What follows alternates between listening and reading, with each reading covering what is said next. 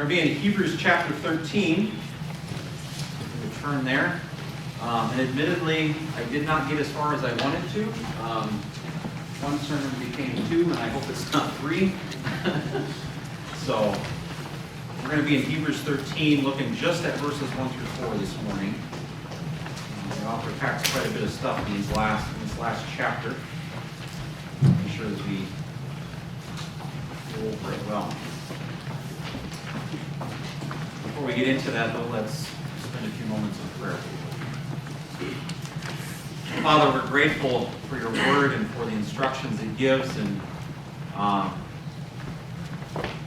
we ask, though, that at the same time, as we have these things, that you would find us faithful in studying them, committing them to heart and to memory, and ultimately to living them out. We know that you talked often in the Old Testament about the fact that the sacrifices and you desired obedience more than anything else. And with that, not obedience that's just going through a set standard of rules and just carrying these things out, but obedience that's motivated by love for you, by gratefulness for what you've done for us. And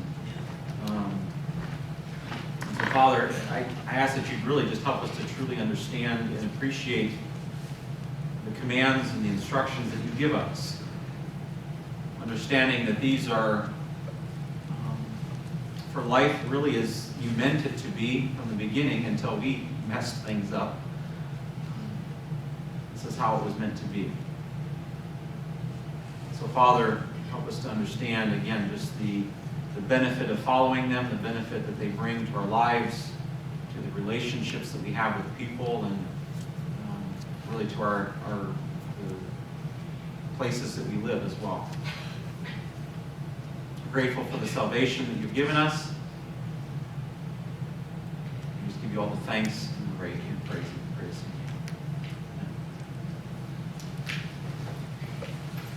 Michelle and I, as I head off to work or as we're heading off somewhere, we often give, sorry, I don't have PowerPoint this morning. I ran out of time this week, so there won't be anything on the screen, just so you know. You have longer handouts, though.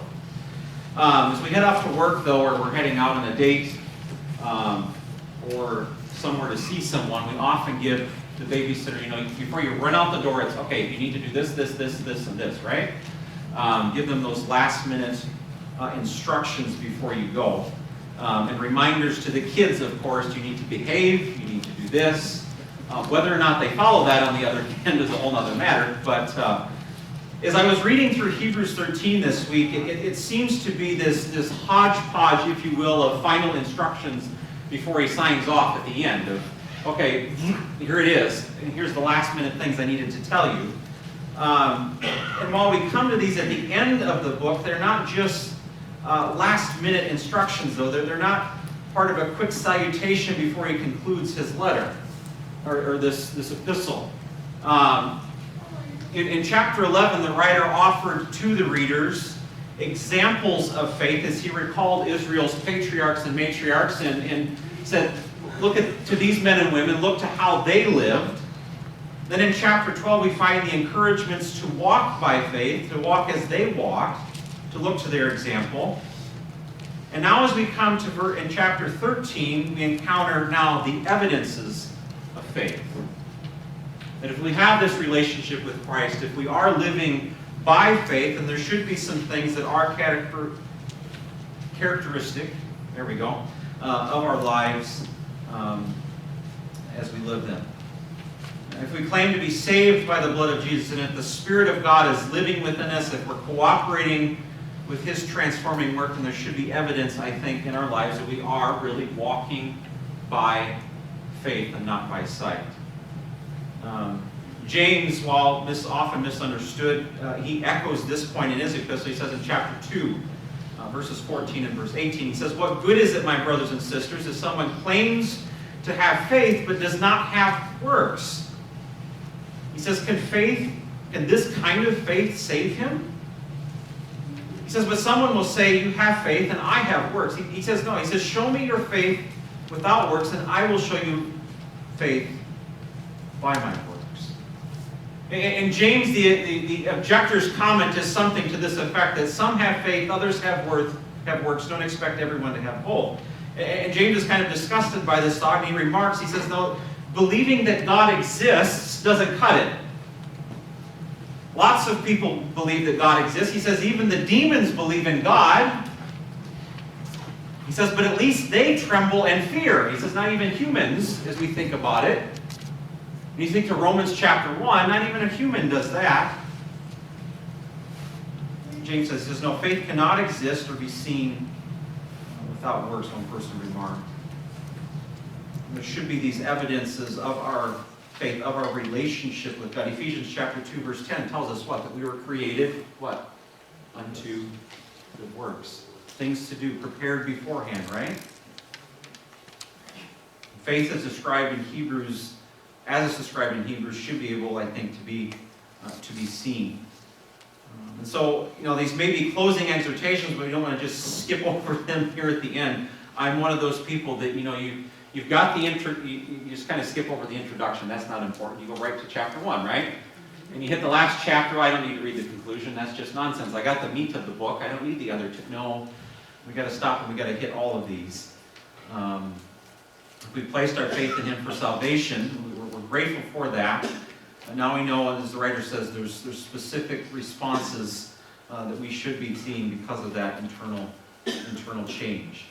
And these are pearls here at the end, important exhortations as we conclude our study. Let's read through verses 1 through 4 this morning before we continue.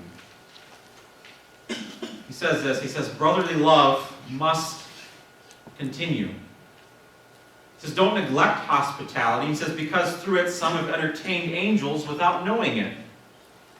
He says, remember those in prison as though you were in prison with them, and those ill-treated as though you too felt their torment. Marriage must be honored among all, and the marriage bed kept undefiled. For God will judge sexually immoral people and adulterers. I was trying to figure out this week, how in the world do you lump all of this together? Because he runs from, exhibit brotherly love, entertain strangers, remember the prisoners. Now he talks about marriage. How do all of those things fit together? Jesus said in the Gospels that the law and the prophets could be summed up in two commands, to love God and to love others. And I think we can use that platform here, especially as we continue through the chapter. As he starts here at the beginning, he's giving us some of these loving others and what that looks like for people of faith. And really there are several imperatives or commands here in these verses. If I love God, I'm going to then follow through in obedience. I'm going to carry out what He desires, and these are the desires of His heart. If I love others, then I should respond in specific ways, and here are some manners that He gives that we should respond, some things prescribed in light of faith, in light of the love that we are to show others around us. So first, let's look at just the type of love as we look just through these 4 verses here. Verse 1, it sounds almost like a gentle command. Some of your translations, I'm sure, let it say, let us continue in brotherly love. It's just this gentle exhortation, but it's actually this continual, pretty forceful command here in this verse, and it's actually one of 3 that show up in the first 3 verses. And so he's hitting them, bam, bam, bam, do these things, brothers and sisters.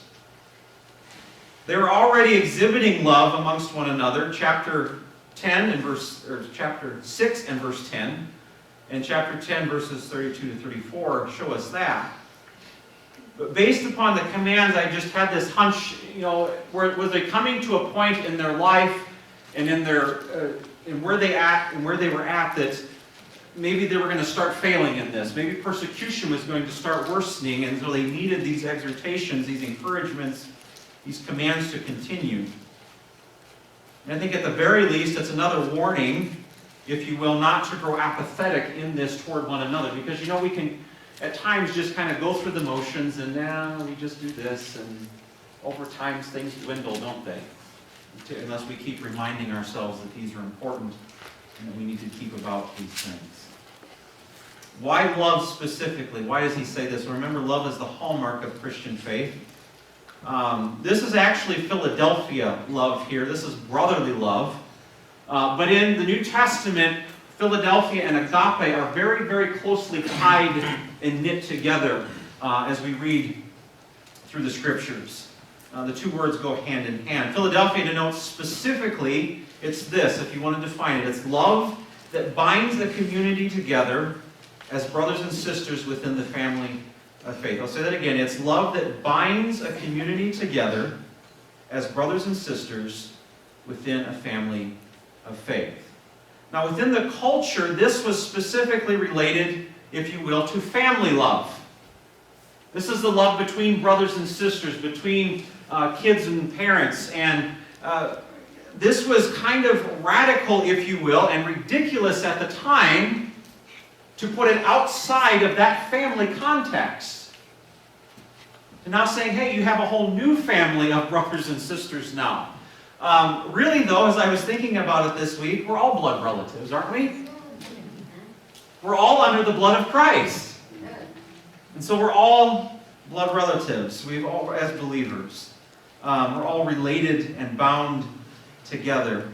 And we have that bond within this community. We're to exhibit this and to exhibit agape love as well. And Jesus said in John 13, verses 34 and 35, he tells us there that we are to show the love that he showed us to one another. You know, love is that, again, that hallmark of Christian faith and of the Christian life.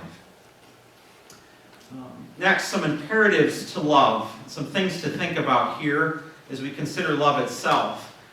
This exhortation, brotherly love must continue. There's a few things we need to understand about this. First thing is this, is that it requires attention and effort. Brotherly love, and he points this out here, I think that it requires attention and effort. He told the Thessalonians in his first epistle to them, he commended them for their love. He exhorted them, though, at the same time, he says what? Excel still more. You're doing a good job, but excel still more. Keep it up. Keep going. And additionally, the loving one another is commanded and encouraged repeatedly throughout the New Testament. And I think the frequency with which it surfaces and the exhortations themselves tell us that this requires our attention. It requires effort in our lives. Our culture and both in the world and the church has become so mixed up on what love is. And you've heard me talk about this before, but I'll say it again because it's important. Our movies, our TV shows, our commercials, they all portray love as like this hole that you fall into. And you're just walking along and you fall into love. Or it's that glass door, that have you ever seen anybody do that? They don't know the door is there and they just smack and run into it. That kind of thing. But biblical love isn't that way. It is something really, in all honesty, that is completely against our normal nature. Because it's what? It involves self-sacrifice. Looking to the other person's needs, not my own. That's completely against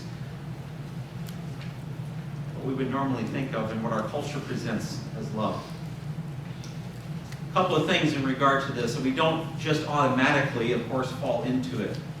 Paul, in his epistle to the Philippians, says in chapter 1, I believe it's about verse 9, he prays for them that they would grow, that they would abound in their what? In their knowledge, in their love. I'll say, I got it written here, so I'm going to read it as I wrote it. For believers in Philippians, that their love might abound in knowledge of God and insight into his ways, which what? Enables them to love him and others more.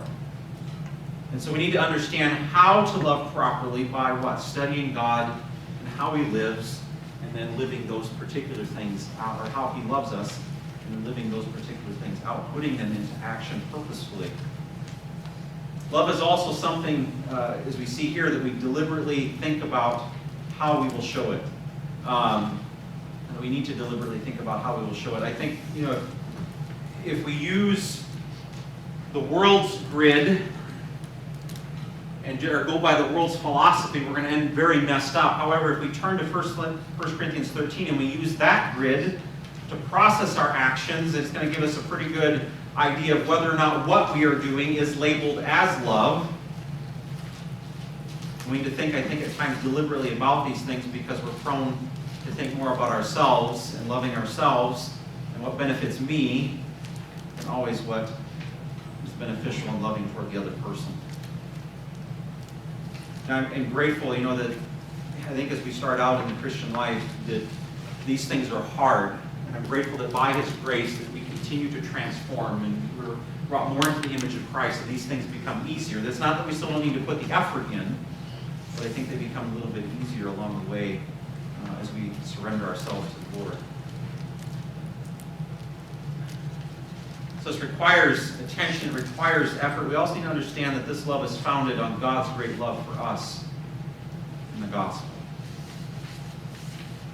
1 John 4:19 tells us what? We love because He first loved us. He gave us that example, right?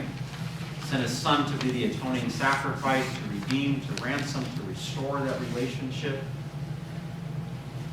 And we see that love to its fullest expression and depth as we look to the cross, and then what we're told in, we just said, John 13, and to what? Love one another as I have loved you. And what? Then people will know your identity because of that. They'll know that you're my disciples. That's the evidence. But it's a specific kind of love. It's the love that He showed us. It's not this love for the world. It's the love that He showed us. As we get into more to the text here, who are we to love? Matthew 22, Jesus answered the expert in the law. He said, love your neighbor. That's a broad category. Hebrews 13 focuses on just 3 specific groups within that larger category. And based on my study this week, and when they talk about strangers and prisoners and our spouses, those are specifically referencing believers that he's talking to here, it seems. Now, it's not to say that the practical applications of these things can't go further. I'm not saying that, but the context, it seems to be referencing specifically fellow believers. The strangers, these may well have been traveling preachers in the early church who were spreading the gospel across the regions. We see that in 3 John, verses 5 through 8. John speaks about those things. And that these individuals were to be shown hospitality. As we look at these verses, I think that we get excited, perhaps, maybe you don't, about the prospect of entertaining an angel. Doesn't that sound, yeah? You may want to do that. The author is reminding them of their history. Remember back to Abraham, Genesis 18. He entertains what? 2 angels and the pre-incarnate Christ in his tent. Lot then also entertains 2 angels in Genesis 19. The point, though, is not that he's communicating is not that we could meet an angel. He's telling us that we never know how important or how far-reaching a simple act of helpfulness may be. He's trying to drive that home, how important that hospitality is toward others. Remember what Jesus said in Matthew 25. When we show acts of kindness to these, we are what? We're actually ministering to Him. He says what? You want to give someone a drink? You've actually done it to me as well. I think our society, though, seems to avoid this aspect of hospitality as we see here more and more, as we seclude ourselves more and more. Why do we avoid it? Or maybe we avoid it unknowingly. Several reasons. I think the first is this, is that we are so busy and so tired, right? I just would rather not. Or I'll just look the other way. If I don't make eye contact with that person, I won't have to talk to them. Right? Yes? Maybe we fail to realize the importance of it. What kind of connections we can make, of what impact we can make on a person's life. And maybe we don't really understand that importance unless we've been in that place before ourselves. Jesus says, and the writer here says, speaks of the importance of it and the impact that we can have on individuals ministering to them. Another one is this, is that we find it much more comfortable to spend our time with people we already know. Yes? This is my nemesis. My wife, if you know her, can strike up a conversation with just about anybody. Anybody she wants on the street, she can start talking to them. I am exactly the opposite of her. And quite honestly, I have to almost mentally and really physically force myself out of that comfort zone to those conversations with people. I know over the years it's helped me. I have some questions memorized. You kind of go through the checklist of what can I ask the person when I greet them? What can you go through to kind of get things going? I know over the years it's helped me, but my hope and prayer always is that when such visitors, as we see categorized here, when they come here, that they are swarmed by us, and that our body as a whole will will deliberately focus on them and on people they don't know, and really encouraging them and welcoming them. So I'm sorry, I'm tripping over my words here this morning. And I commend you for that. I've heard many times, and we just had the assessment, and one of the things on that was the friendliness of the church and the welcoming atmosphere of it. And so I encourage you on that. I do say, though, at the same time that we do have a little work to do when it comes to people who've been here a while, though. Because sometimes there's people, maybe you've seen them across the room, but you could say their name, but can you give me 3 or 4 other details about them? Maybe we don't know that. So that's something that we can work on together and continuing to get to know one another as a body. We have strangers, now we have prisoners. These are not just any individuals. These are fellow believers who have been imprisoned because of the gospel. And the prison system wasn't like what Greg goes to every day. It wasn't cable TV and 3 meals and a free education.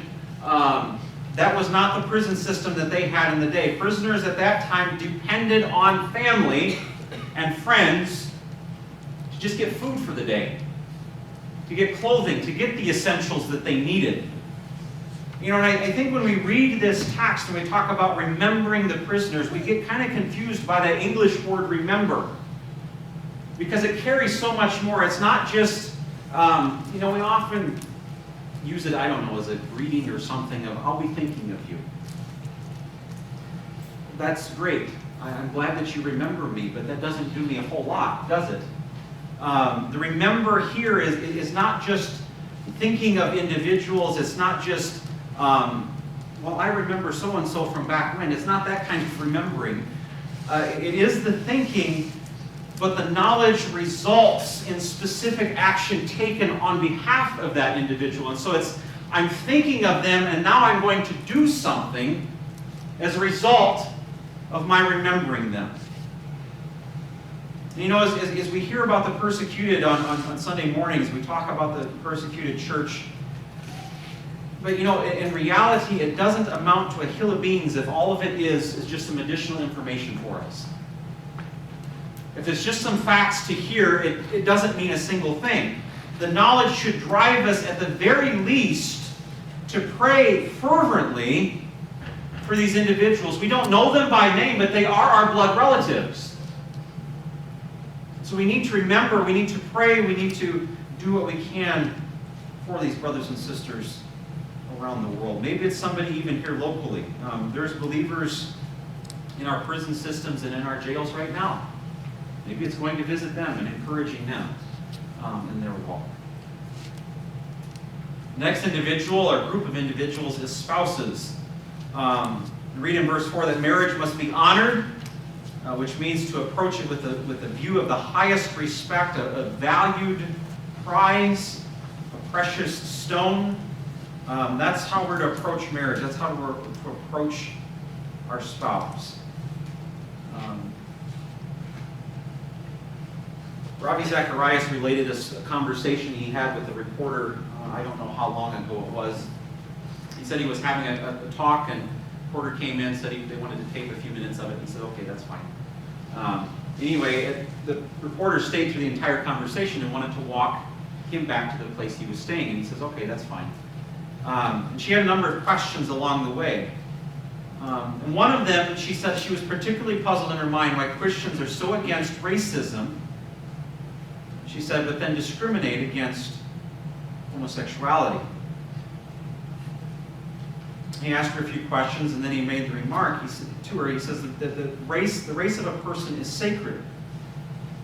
He also remarked, he says that we believe that sexuality is sacred as well. We put the same value on both within Christianity. He asked her back, he says, why do you sacralize race and then desacralize sexuality? Marriage is for us, it's a reminder of the fellowship of the Godhead. It's a picture of Christ in the church, but it has become more and more desacralized through the centuries, and not just by the culture, even by the quote-unquote church. We see that happening today within America. Ravi had remarked, he said that when we take out agape love, and I think I would add to that Philadelphia love as well, he says we can redefine eros, or sexual love, for whatever we want, and God's standard no longer matters.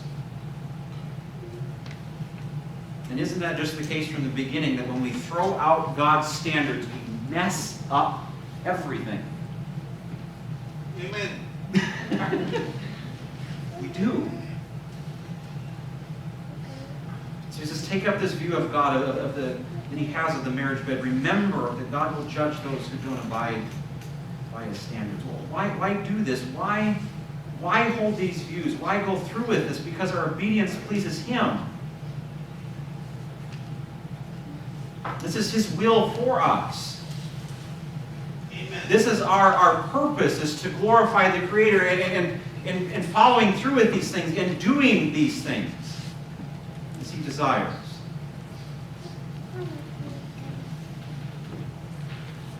With these specific groups and individuals, as well, our love for the brethren and for the world, I think it can be seriously hindered and even blockaded at times by sin in our own life. And by what do I mean by this?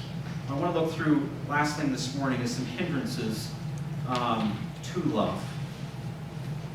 Hindrances to love. First of these is what? Self-love and selfishness. By its very definition, biblical love carries what? The definition of self-sacrificing.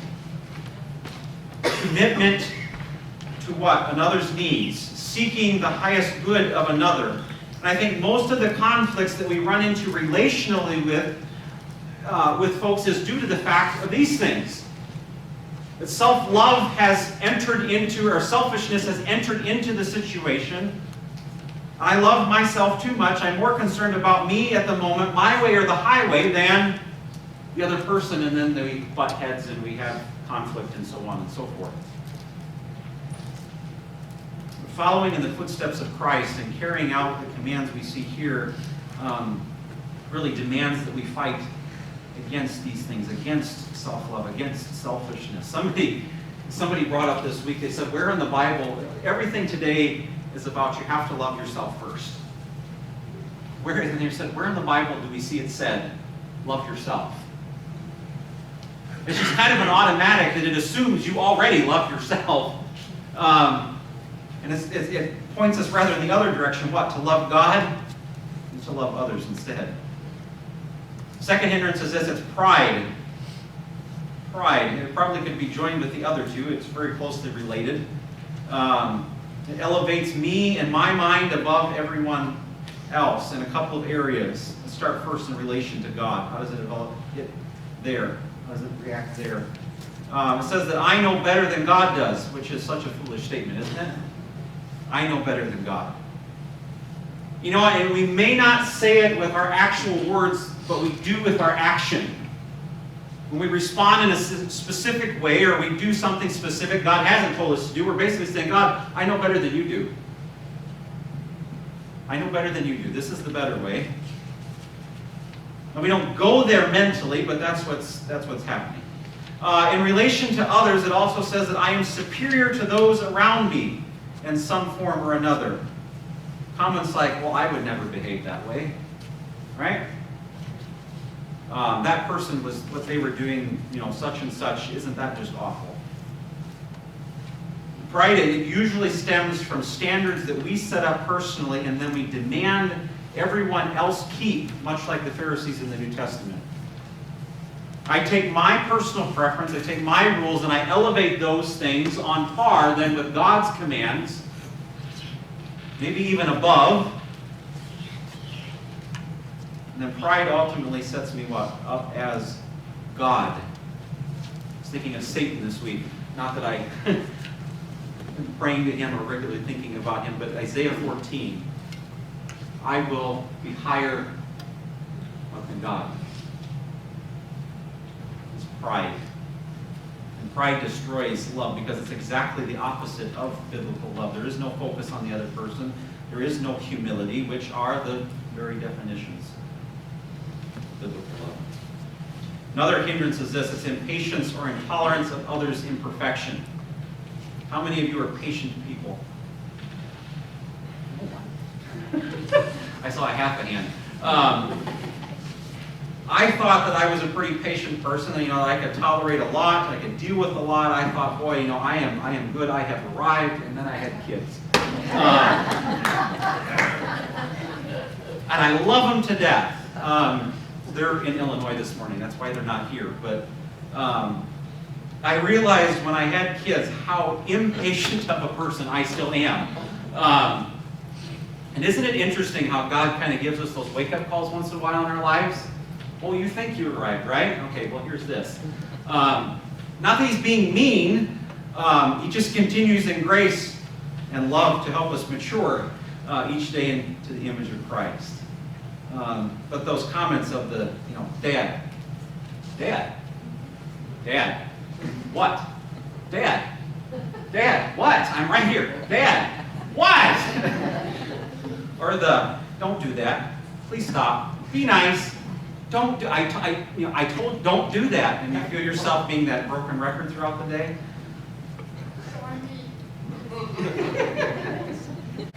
Paul says in 1 Corinthians 13:4, what does he start off with? Love is patient. Love is kind. I think there's a reason he started off with those two. That's not normally our disposition, to be patient and to be kind with people. But that's what is. Paul and Peter write specifically to men. He says these things. He says, why? He says, husbands, love your wives just as Christ loved the church and gave himself for her. Fathers, don't provoke your children to anger, but raise them up in the discipline and instruction of the Lord. Husbands, in the same way, Peter says, treat your wives with consideration as the weaker partner. And show them honor as fellow heirs of the grace of life, and in this way nothing will hinder your prayers.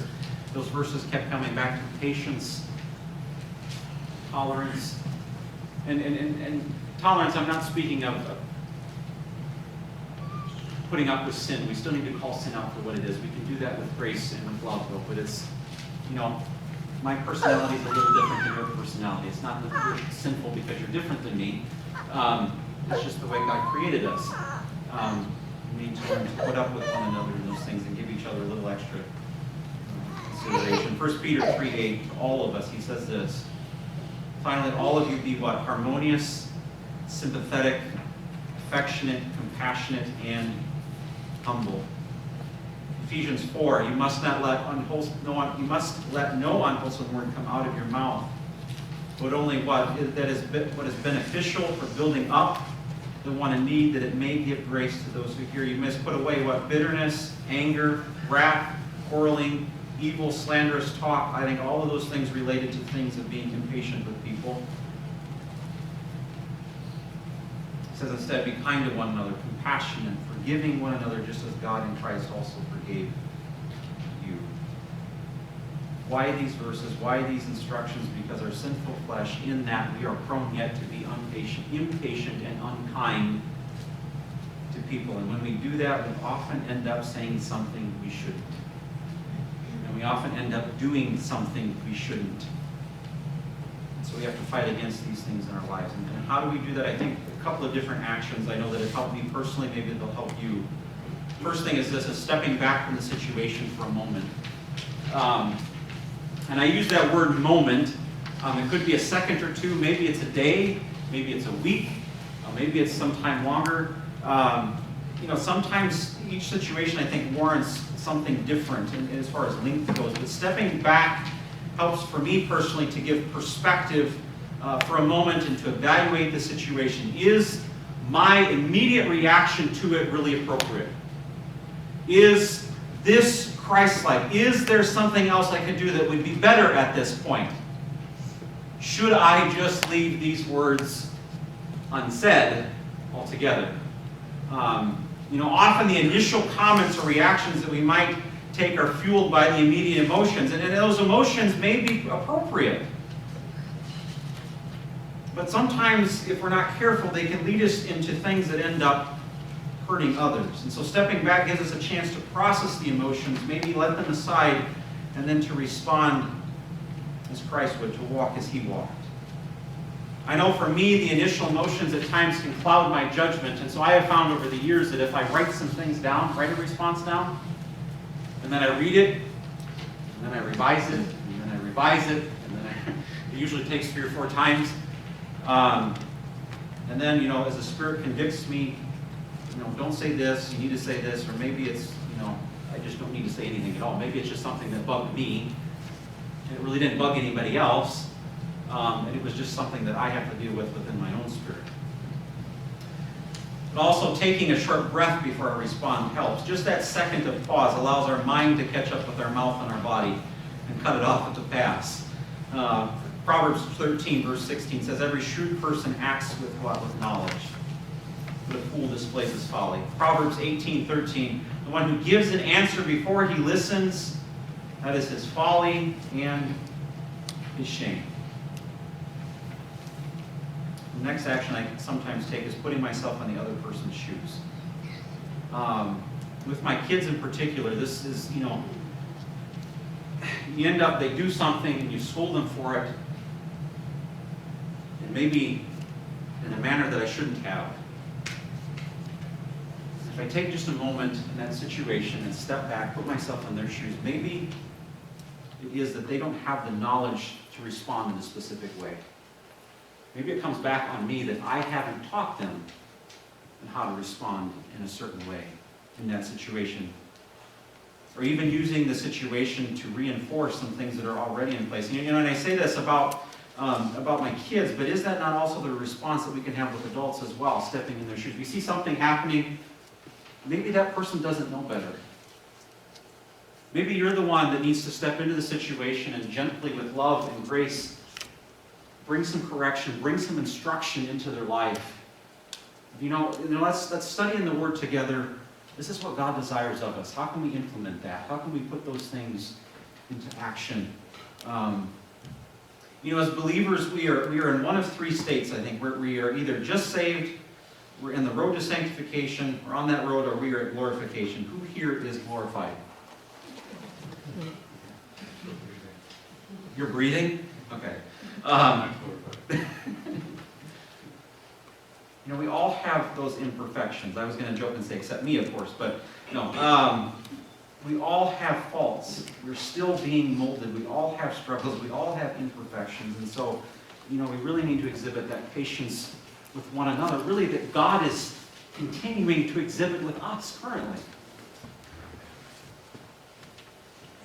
Another thing that hinders this love and these reactions towards these groups of people is our love for the world. John writes in his first epistle, 1 John chapter 2, verses 15 to 17, he says, do not love the world or the things in the world. If anyone loves the world, the Father is not in him.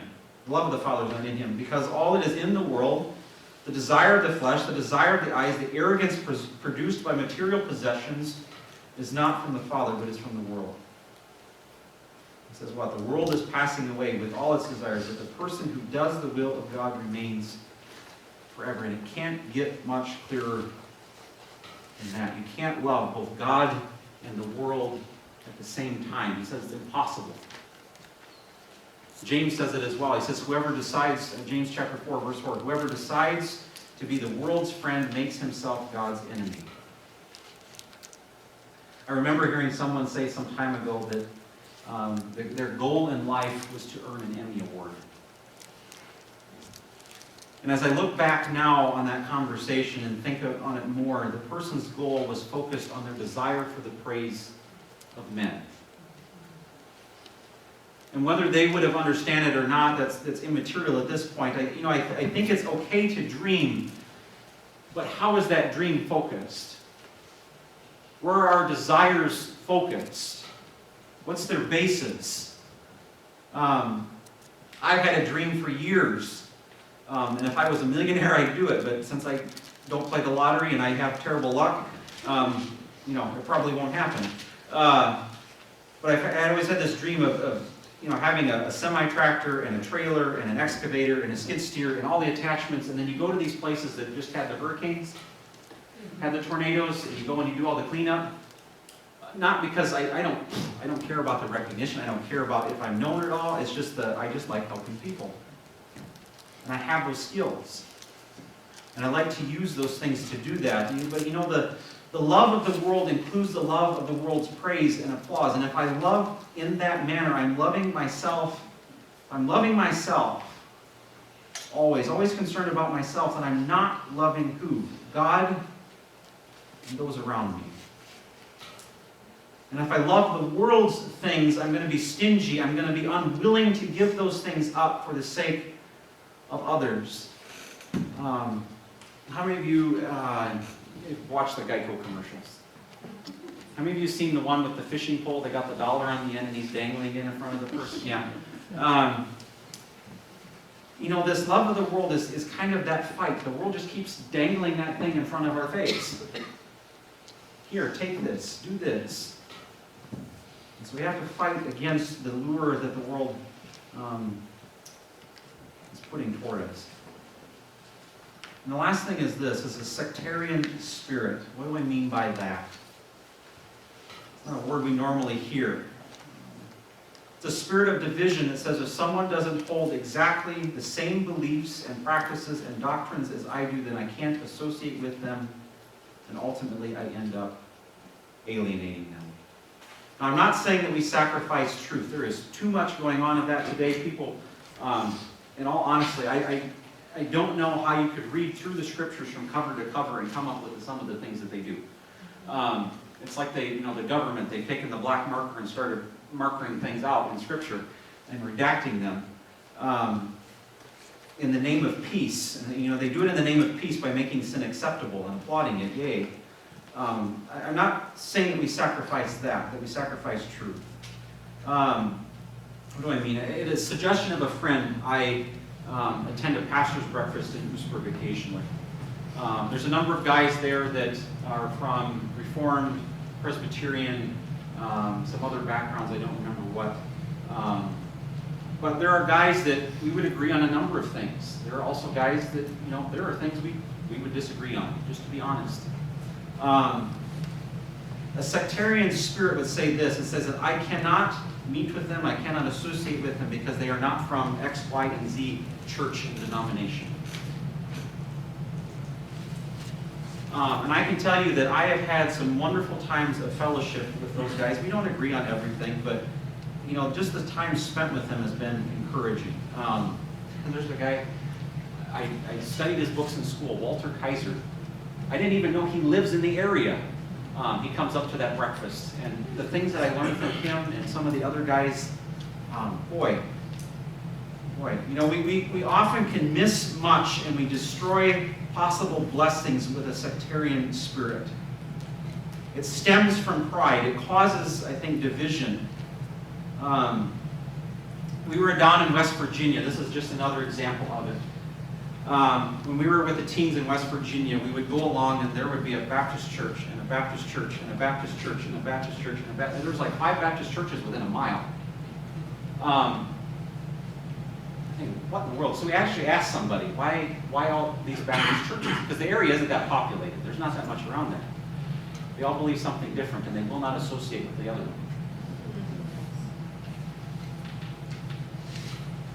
what blessings are they missing from brothers and sisters down the street? Biblical love seeks to help others know God as He has revealed Himself in the Word, but it does not divide over the non-essentials, and we can explore a lot of what that is. I know in America we've seen things like the color of the carpet has divided people. Come on, it's the color of the carpet. Music, I know that has done so. The fact that something isn't done the way I prefer it to be done. We could add that to that list, and I don't want to continue on in that discussion, but at this point, but I was thinking the other day that American church in general, divisions have resulted many times over the pettiest of things. And as I did the persecuted church this week, and I was thinking through the statistics, we have brothers and sisters around the world craving a fellowship with someone else. They don't have anybody. Or if they do have somebody, they are risking their lives to be with that other person just so they can have that association together and that the camaraderie together. And then in America, we have a culture that many times in history has caused divisions over the most trivial of things. Again, I'm not saying we don't stand for truth, stand for the essentials. But even then, we can do so in ways that exhibit the grace that God has shown us, that come across as loving as God loved us, and that are merciful as God has been merciful with us. And we have to be aware of this because within it is dangerous to the church, and it is dangerous to biblical love. Hebrews 11 gives us the examples of faith. Hebrews 12 gives us the encouragements of faith. And now Hebrews 13, the evidences of faith. We're going to continue to spell these out in the weeks to come here yet. Not next week, the following, first week in July, we're going to look at the practical side of this, of loving one another. All right? He starts going through this. Now we've seen the hindrances, we've seen the people. Now how do we practically put these things into place? And we're also going to look at loving God. What does that look like as we relate to these first 6 verses? Next week, though, we're going to spend some time, we're going to skip ahead. Or skip ahead the book. And we're going to look at Hebrews chapter 13, looking at verses, I believe it's 15 to 16, specifically on praise. We're not going to do the sacrifice of praise service next week. We normally do that on the 5th Sunday. We'll do something different this time. We're going to look at Hebrews 13, verses 15 to 16, specifically on praise and what does it mean to praise God. I'm looking forward to that. I've done some study over here in the past couple of weeks already. So I'm looking forward to going through that with you. Encourage us this morning, love one another, isn't it? Yes? Yeah. Love as God has loved us. Father, we know, as we talk, there are so many hindrances that we come in our path. Help us to fight against those. But I know that comfortability is one of mine.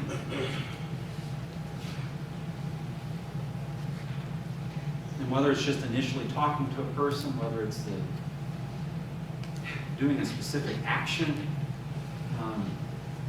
things just being out of our comfort zones, may you just help us to blow those to smithereens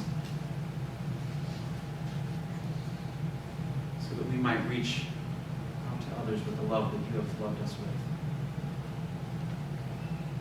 We know that this changes lives. It gives hope.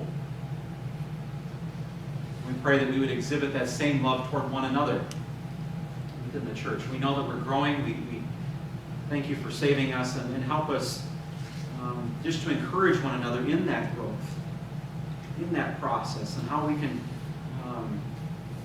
it says in the scriptures, of iron sharpening iron, of building up one another, of equipping each other.